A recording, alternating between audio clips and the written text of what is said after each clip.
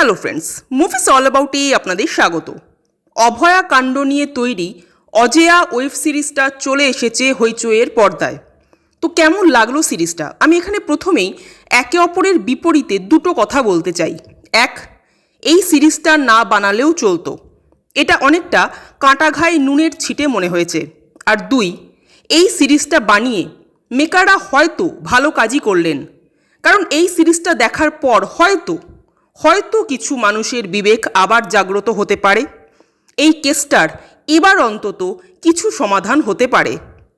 যাই হোক, তো এই সিরিজটাকে সেভাবে ভালো খারাপ দিয়ে বিচার করতে চাই না, কারণ এই ঘটনাটা নিয়ে ওভাবে ভালো খারাপ বিচার করাটা বড্ড কষ্টকর। অভয়া কাণ্ডের সময় যে তথ্যগুলো মিডিয়া মারফত উঠে এসেছিল, আমরা সাধারণ জনগণ সারাক্ষণ টিভি বা নিউজ পেপারের মাধ্যমে যে ইনফরমেশনগুলো পেতাম, সেগুলোর উপর ভিত্তি করেই এই সিরিজটা মূলত বানানো। নিজেদের থেকে কোনো ইনপুট মেকাররা দেননি, একমাত্র ক্লাইম্যাক্সটা বাদ দিলে। আর একটা ব্যাপার হলো, মেকাররা ভীষণ সেফ খেলেছেন। সরকারের উল্লেখ তারা করেছেন, কোন কোন ডিপার্টমেন্ট এই ঘটনার সাথে যুক্ত ছিল তাও উল্লেখ করা হয়েছে, কিন্তু ব্যাস ওই পর্যন্তই। তার চাইতে গভীরে আর যাওয়া হয়নি, বা বলা যায় যাওয়ার সাহস পাননি মেকাররা। এখানে যে ভিকটিম, তার রোল খুবই অল্প।